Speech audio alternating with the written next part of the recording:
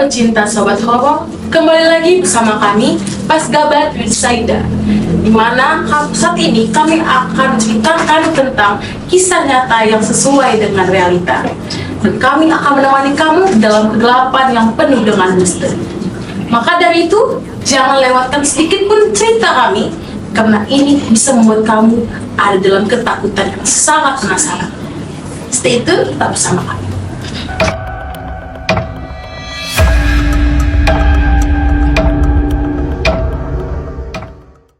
Saatnya akan ada cerita dari pertama kali, yaitu seorang teman kami, ada Saida. Sebelum itu, saya akan memperkenalkan nama-nama teman saya. Ada Saida, Riris, Lina, dan Rahel. Dimulai dari Saida. Saida, kira-kira kamu punya cerita horor apa yang mungkin bisa kamu bagikan ke penonton yang ada di sini? Ya, saya punya cerita horor nih kan. Nah, kata orang ucapan itu adalah doa. Nah, menurut aku itu benar sih. Soalnya aku dulu waktu SMP punya keinginan yang gak masuk akal gitu. Ya, itu ingin melihat hantu gitu. Terus, kenapa aku ingin melihat gitu? Karena mulai dari teman aku nih kan, dia punya mata batin gitu kan. Terus dia tuh nggak ada yang percaya gitu, bahwasanya dia bisa lihat gitu. Sebenarnya sih aku cuma menghargai dia aja, kesian aja gitu kan. Soalnya dia sendiri gitu. Jadi lama-kelamaan aku sering main sama dia dari sekolah, dari SMP itu pergi bareng gitu. Terus sampai di rumah pun juga bareng, kami tuh selalu bareng gitu. Jadi kayak setiap dia interaksi gitu sama makhluk-makhluk yang nggak kasat mata gitu, nggak nampak gitu, aku lalu kayak tertarik gitu kan, sama pemikiran anak SMP lah waktu hari itu. Jadi kayak seru nih bisa lihat makhluk halus gitu. Jadi aku nyetuk lah gitu, kayak ngomong, kayaknya seru nih, aku pengen lah lihat hantu gitu, kayaknya seru bisa berkomunikasi sama mereka. Nah, ternyata itu ucapan yang akan membuat aku dalam bahaya sih. Kenapa bisa bahaya? Karena mulanya tuh pas kami ada 10 orang lah di hari Jumat malam. Kami tuh biasa lah main-main, namanya rame-rame kumpul kawan gitu kan. Main terus masih main kayak alit pegang gitu, megang satu dari satu benda ke satu benda lagi, seperti kayak pohon. Dulu di rumah kami tuh masih rimbun hutan gitu kan, masih pohon banyak tahun 2017 gitu.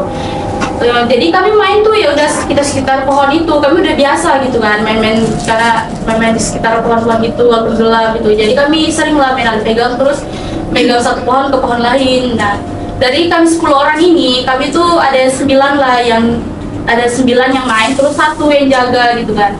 Nah, terus pas kawan kami yang jaga ini, dia nyuruh kami itu suruh megang yang pohon paling ujung gitu. Di situ ya pohon kuncir kalau nggak salah itu. Terus di situ agak lumayan gelap lah, walaupun masih ada lampu sedikit kan, penerangan sedikit. Nah, terus di situ aku sama temanku kan, ada 2 orang lah, berhasil lah melewati rintangan itu kan. Berhasil melewati rintangan itu, jadi tinggal beberapa orang lagi sisanya gitu. Karena terlalu lumayan lama lah menunggu mereka bergantian bisa sampai ke tempat pohon itu yang kami pegang. Jadi aku sama yang 3 ini ngobrol lah, lama-lama bosan. Terus aku kayak nggak, saking iseng gitu, bosan pengen sekeliling gitu kan, yang kayak gelap gitu. Terus kan itu mungkin penampakan biasa kan, dulu kan memang udah biasa gila pohon-pohon gitu kan yang gelap karena. Nah, terus pas isengnya itu aku lihat pas bagian keliling gitu, pas bagian di pohon pisangnya itu yang gelap itu, kayak agak aneh gitu. Soalnya kenapa? Karena di situ aku tuh kayak janggal, yang lain tuh kan hitam, dia pakai gelap gitu, gelap kayak kenapa dia sendiri gitu kok berbeda gitu, kayak ada putih gitu. Jadi aku penasaran, aku liatin aja gitu kan, aku liatin. Terus lama-lama yang tadi aturannya nggak terlalu jelas kan, lama-lama kok makin jelas gitu, makin jelas.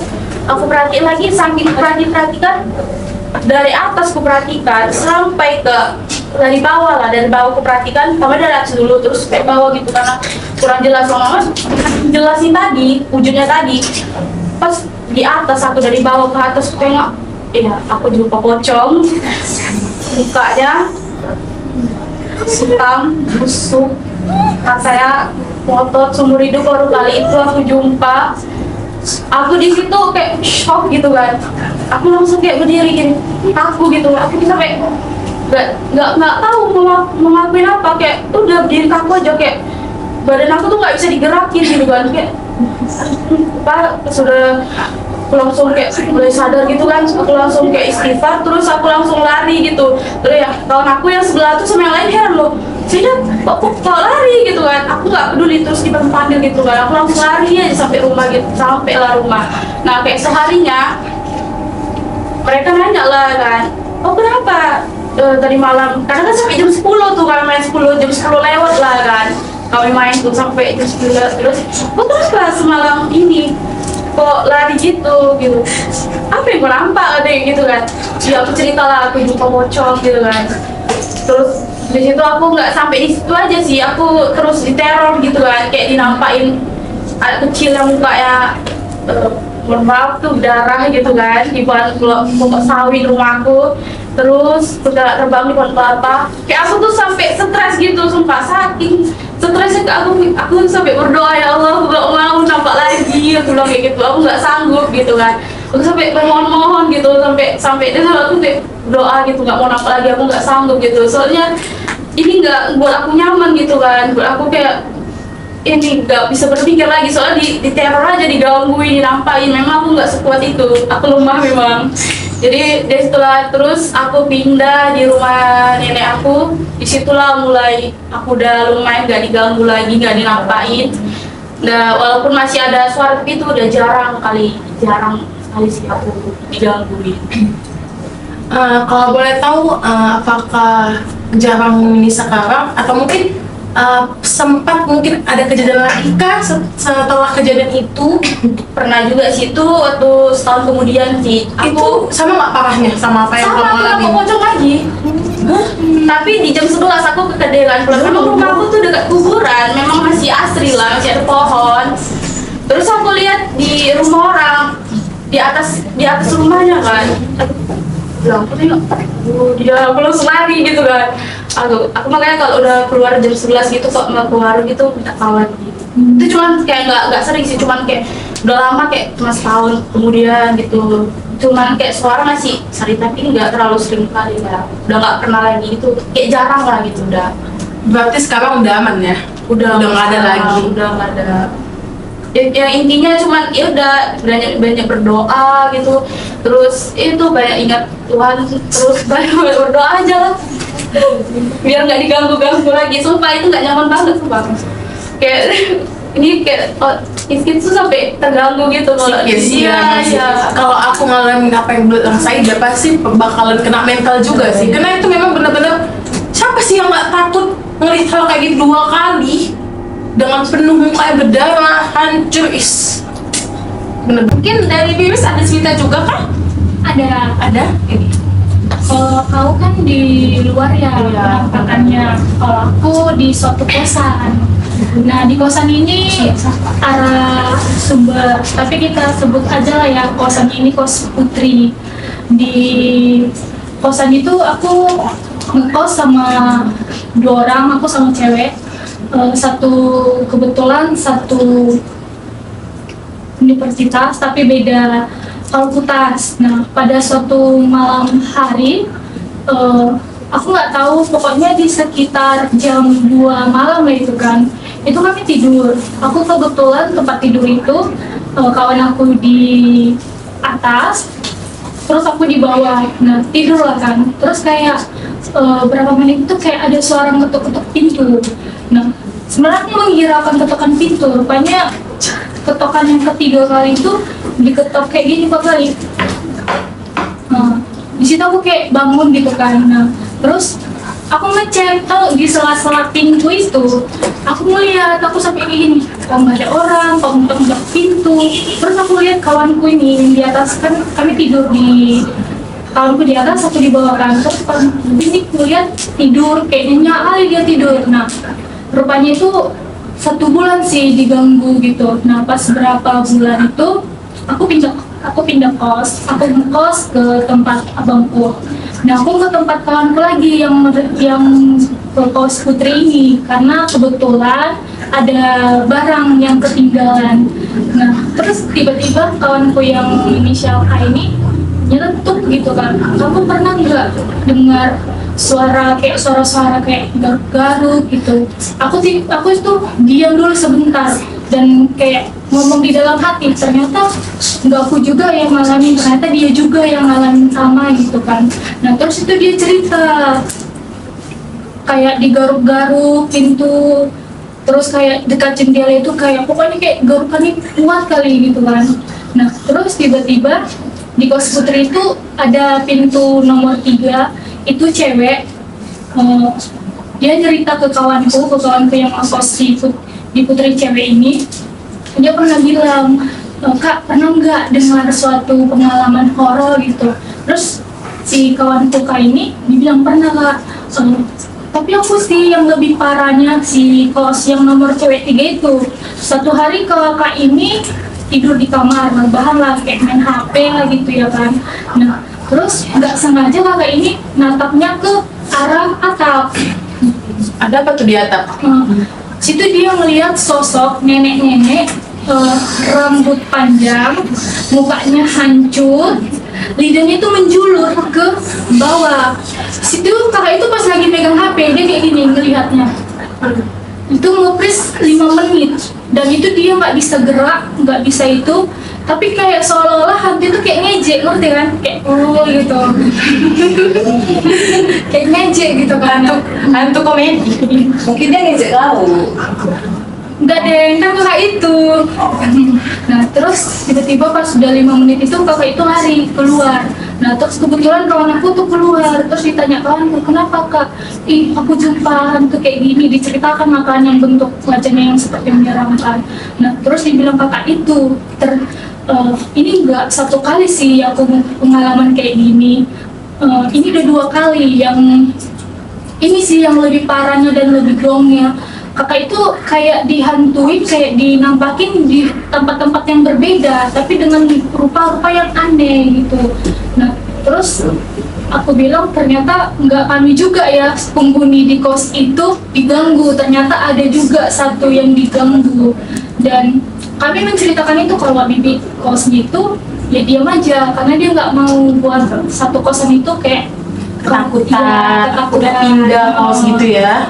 Dan kebetulan kos itu kami itu paling pinggir, dekat dengan kayak apa ya kita bilang rooftop, ya rooftop. Oh berarti di ujung nih, sudut. Iya sudut, jadi kayak gitu.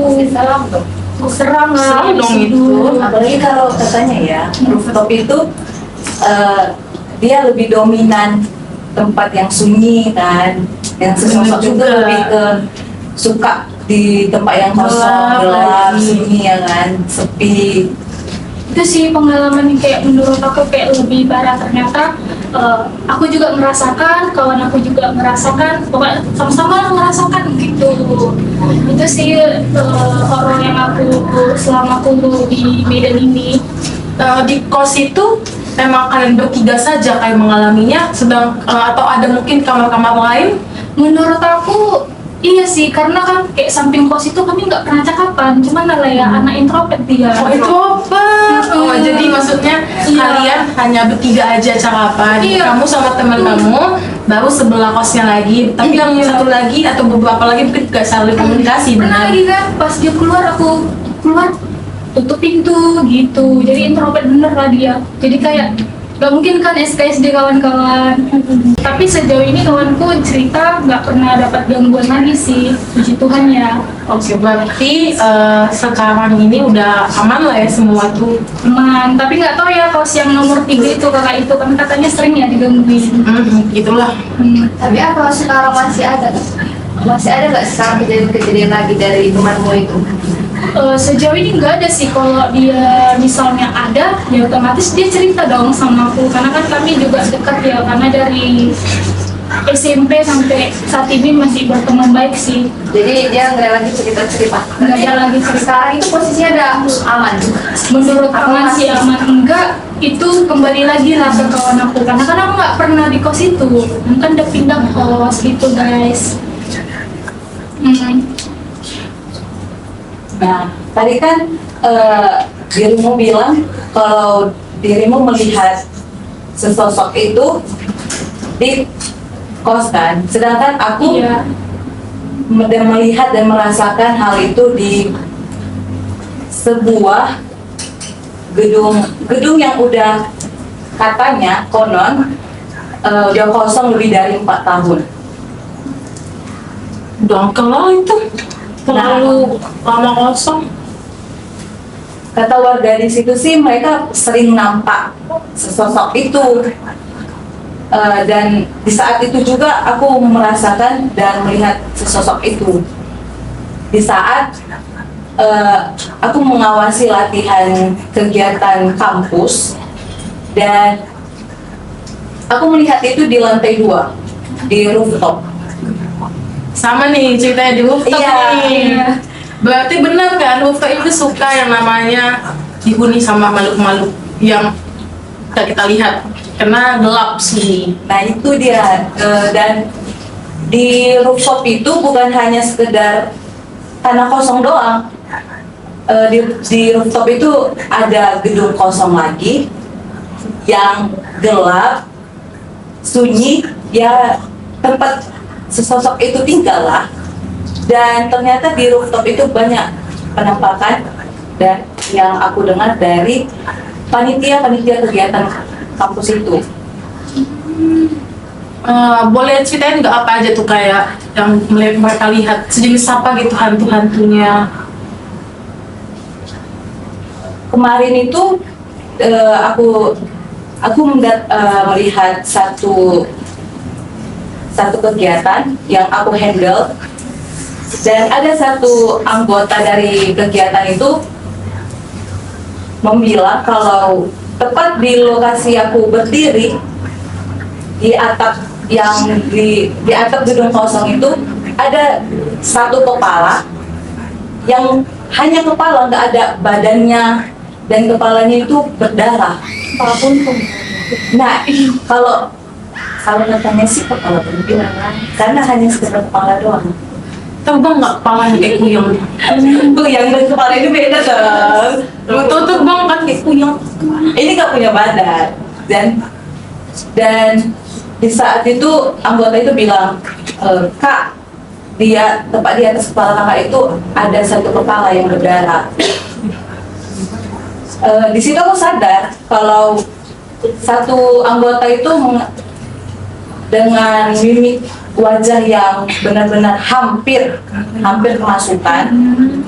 Dan di saat itu juga aku menyeletuk atau menyadarkan dia dengan sentakan yang mungkin kasar bagi mereka kan. Begitu kan Pak? Bukan sentakan fisik, tapi sentakan ucapan. Kayak dibentak gitu? Iya, biar dia kaget kan. Terus dan di sentakan itu aku mengatakan, kepala apa? Coba secara detail kamu membilang, tapi dengan kasar gitu loh. Terus satu penanggung jawab itu langsung menegur aku dengan bilang, Kak, nggak boleh memarahi anggota karena nanti kakak kena tegur. Aku langsung bilang, aku negur dia karena ada satu hal dan itu yang lagi kurasakan. Jadi ceritanya nih Lina mencoba untuk menyelamatkan dia supaya dia hampir tidak kemasukan dengan Iya. cara membentak, tapi mungkin respon orang malah negatif dan tentang kamu. Mereka kadang nggak tahu apa-apa begitu ya. Kan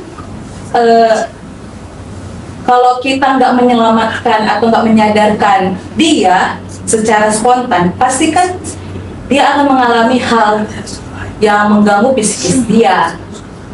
Kalaupun di satu sisi kita tidak menegur dia, mungkin dia akan kemasukan dan mengalami hal seperti mengganggu fisik dia.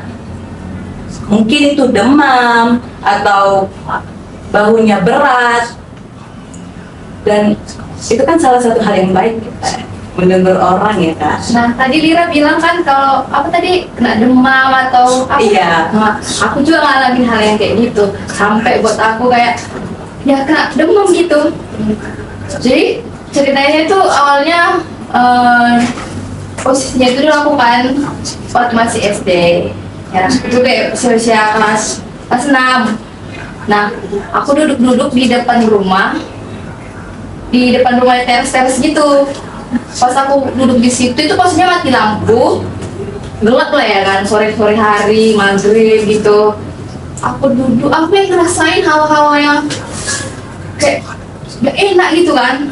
Kayak aku rasa ada sesuatu di belakang. Belakang itu kayak maksudnya itu dapur gitu kan. Aku kayak ke belakang, dia bolak-balik. Kayak lagi balik, kayak lagi balik. Jadi dia mondar-mandir gitu. Jadi aku melihat kuntilanaknya itu bajunya putih, rambutnya hitam lurus panjang kayak gitu lah kan. Itu kunti, nanti orang rumah. Enggak itu Nanti kau kan rambut panjang. enggak itu betul-betul aku lihat loh. Terus gimana tuh wajahnya? Ya wajahnya dia nggak nampak, dia kayak nutup gini. Nah jadi dia mondar mandir, aku tek belakang mondar, aku tek lagi di belakang mondar mandir gitu lah dia di belakang rumah itu, dapur itu gitu. Nah setelah hal itu aku tengok, aku udah ngerasa kayak ketakutan. Gimana ya kan, kayak sosok penampakan. Emang kau pernah ketakutan? Bukannya kau selalu pemberani ya? Nggak gitu juga lah. Namanya juga ada lihat hantu pasti kan ngerasa ketakutan pun kayak gitu kan. Ya kan weh. Kayak gitu akan melihat hantu. Ya enggak. Bisa lanjut ya Kak Rahel? Setelah aku lihat hal itu, aku ceritakan ke mama papa aku, katanya itu bukan serasa aja mungkin, katanya kayak gitu kan. Ya aku nggak percaya. Sengaja supaya mungkin kakak gak ketakutan. Mama masih kecil kan waktu itu, mungkin supaya nggak terlalu takut di rumah itu. Mungkin telah Mungkin inisiatif ya. keluarga ya. Iya mungkin. Nah setelah kejadian yang aku alamin itu, nggak lama dari situ selang kayak 2 minggu gitu kan. Posisinya aku mau sekolah, jadi hujan apa segala macam kayak gitu, aku main mandi hujan gitu kan. Tau lah kan kalau orang mandi hujan pasti kayak kena demam gitu kan. Nah dari situ kayak langsung sakit. Nah dibawa ke klinik nggak mau tadi, tapi dikasih obat juga. Nah kasih obat itu kemarin, terus setelah dari situ panasnya turun. Nah turun tapi masih belum sembuh-sembuh juga, jadi masih kayak panas terus gitu kan, sampai berapa lah suhunya kepanasan itu. Jadi setelah ke klinik nih dikasih obat, belum sembuh juga. Belum. Jadi adalah suatu kayak tetangga bilang gini kan, coba bawa ke orang pintar, mana tahu dia tahu gitu apa penyakitnya sebenarnya itu kan. Nah jadi dibawalah ke tempat orang kayak gitu. Ya benar, aku ceritakan apa yang aku alami itu. Ternyata benar memang kata dia ada memang yang dilihatnya. Kan betul kan yang aku lihat itu kan, bukan kayak hayalan. Terus setelah setelah orang pintar nih, reaksi orang tua. Awalnya kan nggak percaya, mencoba untuk membuat Rahel itu seperti saya nggak takut nih gitu. Terus setelah dia mendengar dari orang pintar, orang tua gimana reaksinya? Mungkin reaksi mereka itu kayak jadi percaya lah dengan hal itu ya kan. Iya. Karena kan kayak kayak langsung kejadian itu langsung nggak selang hari demam gitu. Mungkin orang-orang dia gara-gara paman di ini nih, kayaknya enggak gitu loh. Itu di rumah. Ya itu kejadiannya di rumah, tapi rumah yang lama, bukan rumah yang sekarang. Oh, sekarang kan udah pindah nih Udah Rahel. pindah, jadi hawa yang sekarang itu rumah yang sekarang beda lah vibe-nya. Gimana tuh hawa yang sekarang? Lebih aman nggak? Lebih nyaman nggak? Lebih aman, Nggak nggak merasa kayak- seram? Enggak lah, karena udah beda kan, kita ganti rumah juga. Ganti orang. Ganti suasana Ya ya. ganti suasana. Oke, nah berhubung dengan rumah nih, sekarang hostnya juga pengen cerita. Karena hostnya nggak mau kalah cerita. Cerita apa tuh kak? Serem nih. Takut. Jadi ini tuh bermula juga dari rumah, sama rumah juga. Tepatnya di lantai 2.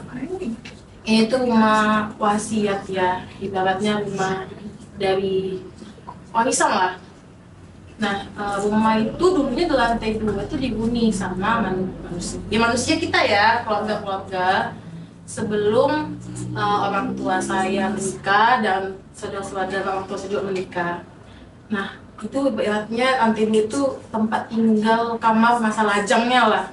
Tapi setelah menikah, kamar itu yang ada di atas, ada 2, itu nggak dihuni lagi.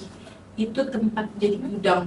Satu di kamar yang dekat rooftop, satunya lagi juga ada di kamar lantai 2, tapi itu bukan di rooftopnya, masuk lagi dalam. Dan di situ juga ada kamar mandi 1. Jadi itu tepatnya pada saat jam 11. Di situ aku sendirian di Jam rumah. 11 apa nih? 11 malam. Sendirian di rumah.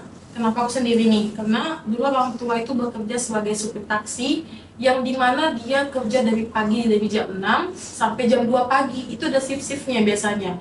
Kalau dari pagi sampai pagi, baru nanti dari tengah malam jam 2 itu sampai sore hari. Nah, orang tua aku, bapak itu kerja di pagi jam 6 sampai jam 2 pagi. Dan di situ aku tinggal bertiga, aku, bapak, sama satu lagi adiknya bapak. Yang biasanya kalau di orang Batak itu sebetulnya bapak udah. Adik-adik ya. Iya, adik bapak. Jadi itu bapak udahku belum menikah. Aku bapak udah punya warung di depan rumah. Itu memang kedap suara rumahnya. Jadi apapun yang terjadi dalam rumah tidak akan kedengaran sampai keluar. Gak tahu kenapa rumah itu bisa kedap suara. Jadi waktu itu aku jam 11 malam lagi main HP, nggak HP deh, lagi nonton TV sendirian. Aku ke distract dengan suara ada air, orang lagi mandi di kamar mandi di atas, tepatnya lantai 2. Pertama aku kira itu orang tetangga, tapi aku pikir kan kedap suara ya, kok bisa aku dengar? Gak logika dong. Terus yang kedua, nonton lagi nih setelah 10 menit ke depannya aku nonton 10 menit ke depan. Terusnya 10 menit kemudian aku nonton lagi. Aku dengar yang namanya suara dari tangga. Itu turun tangga. Ya, maksudnya kayak gusuk-gusuk gitu, gitu lah pokoknya. Kayak aku mengira kayak mungkin tikus. Loh, kita positif aja kan supaya nggak terlalu negatif. Tikus nih, tikus. Biar nggak takut ya. Biar gak takut, ya masih anak-anak soalnya gampang ketakutan. Itu waktu masih SD itu ceritanya ya, kelas 6 takut tuh. Nah, terus ketiga kalinya tuh aku dengar lagi nih, ada orang yang lagi jalan di atas atap rumah. Dia jalan cepat kayak lari gitu. Aku takut lah di situ. Apa ini? Kenapa 3 kali udah suara yang aneh? Dengan mencoba untuk memberanikan diri, aku tuh ketakutan. Aku tuh penakut kali orangnya, sangat-sangat penakut. Tapi aku penasaran dengan hal itu. Aku mencoba untuk naik ke atas sendirian, dan memang atas itu gelap. Biasanya aku hidupin lampu tuh sore-sore, tapi aku lupa karena memang malas bolak-balik tiap hari kan. Turun tangga hidupin lampu, tapi aku malas. Naiklah pas malam itu. Yang pertama kali aku temui itu kamar mandi yang dekat tangga. Aku lihat tuh kamar mandi, kok kering ya? Gak ada, kosong, gak ada basah, bahkan kayak sama laba-laba penuh. Yang kedua, aku coba mendekati kamar yang aku dengar itu sumber suara. Ada tuh jendela, aku intip, kok kosong juga ya? Kayak gak ada apa-apa. Terus apa yang aku dengar?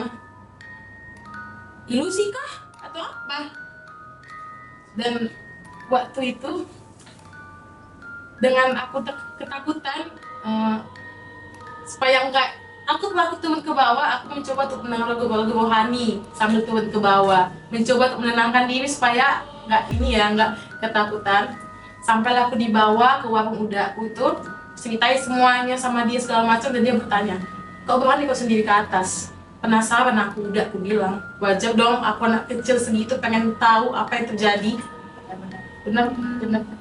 Terus Masa keponya ya. benar sekali, itu kepo waktu itu. Tapi dengan gak sadarnya itu malah buat ketakutan. Tapi aku bandingkan enteng kan aku jalan naik tangga itu. Terus kebetulan kenapa aku ketakutan, karena juga dulu pernah orang tua cerita. Waktu dulu pernah ada saudara tinggal di sana, di rumah itu, tinggal di lantai 2, itu waktu masih dihuni sama manusia biasa ya, bukan makhluk-makhluk goib, masih orang manusia biasa. Tinggal di situ, dia merantau dari Kisaran datang ke Medan, tinggal di situ. Tapi pada saat itu dia sempat waktu mau turun ke bawah, belum sampai turun ke bawah, pas setengah tangga dia jatuh dari tangga, dari ketinggian. Penyebabnya Katanya didorong. sama sesosok itu. Dia didorong sampai kakinya patah. Terus gimana? Dicoba untuk ke dukun patah ya pada saat itu, masih klasik ya, masih tradisional, ke dukun patah. Memang belum sembuh juga sampai sekarang kan, sempat beberapa bulan itu belum sembuh. Cukup lama, dan kejadian itu terulang kedua kalinya lagi. Berarti sesosok itu energinya sangat kuat dong. Sepertinya iya kuat, tapi memang kata orang tua aku bahwa saudara kami ini itu memang punya sifat yang buruk, seperti kayak main judol, tapi dulu nggak judol ya, judi online, atau mungkin ibaratnya kayak cowok-cowok yang main wanita begitu. Mungkin ya tahu lah, dia kan mau halus ya, mungkin dia bisa menilai apa yang kita gitu, nggak benar tidak. Berarti dia mengganggu yang sama-sama negatif. Mungkin ya itulah. Kejadian tulang 2 kali, dan ya puji Tuhannya kakinya udah normal lagi ya, sekarang jalan. Dan dia pun udah nggak tinggal sama kami lagi karena dia sudah menikah juga, dia kembali ke asalnya. Berarti dia udah tobat. Benar, dia udah tobat. Cuma orang yang apa nggak punya, misalnya kayak nggak sopan gitu, mungkin punya kelakuan buruk gitu, mungkin kalau situ sadar gitu nih orang nih punya kelakuan nggak benar gitu, jadi kayak disengin gitu, diganggu gitu. Jadi menurut kita tuh terus di situ masih ada diganggu lagi nggak setelah kejadian itu? untuk sekarang udah nggak ada lagi yang kualami karena aku tinggal juga udah pindah rumah. Rumah yang aku ceritain ini tuh udah dijual karena itu rumah warisan kan, sudah dijual. Jadi nggak tahu lah untuk penghuni yang sekarang tinggal di situ ya, apa ngalamin hal yang aku rasain juga atau berbeda. Pokoknya hawa-hawan pasti ada, masih negatif di sana. Cuman tergantung mereka lah yang tinggal di sana. Tapi sejauh ini tempat tinggalmu yang sekarang aman kan? Sangat-sangat nyaman. Yang minusnya dilanda banjir waktu itu. Berarti ganti tempat kan? Sama-sama nggak banjir. Iya, nggak banjir, sedih kali kan. Itulah kelakuan. Kalau nggak diganggu Kalau nggak apa? kalau intinya memang kita kalau misalnya tempat itu udah nggak nyaman lagi, kalau udah bikin sampai ke PC gitu ya, memang kunci satunya memang harus pindah ke tempat yang baru yang bisa suasana yang nyaman gitu, udah nggak diganggu sih dalam sesuatu. Tapi puji Tuhan ini sama aku tinggal sana nggak kena mental fisik ya, cuman gangguan suara-suara aja dan nggak disakiti. Karena memang katanya kayaknya yang ada di sana yang di atas itu hantu, ibaratnya hantu ya, hantu leluhur keluarga tuh. Bisa melindungi kok, bisa lalu sih. Ya, iya benar, melindungi. Jarang gitu dia mengganggu. Oke lah, pemirsa, sepertinya kita asik ya ngomong-ngomong di sini ya. Sampai kita nggak tahu waktu. Kira-kira jam berapa nih? Iya. Jam berapa ya? Jam 7 kok. Udah lumayan lama nggak sih kita ngobrol-ngobrol bincang-bincang gini? Kurang lebih 1 jam lah. Oke, mungkin sekian dulu podcast tema horor kami. Intinya cuma satu pesan dari kami, tetap harus jaga tutur, tetap waspada, dan jangan yang namanya jangan yang namanya bersikap buruk, harus sopan santun. Dimanapun tempat kamu berada, harus hargai itu. Benar. Oke teman-teman, sampai jumpa di podcast kami selanjutnya bersama saya Rebecca Lumban Tobing selaku host dan teman-teman saya Bas Gabat with Saida. Sampai bertemu lagi di podcast selanjutnya. Dadah!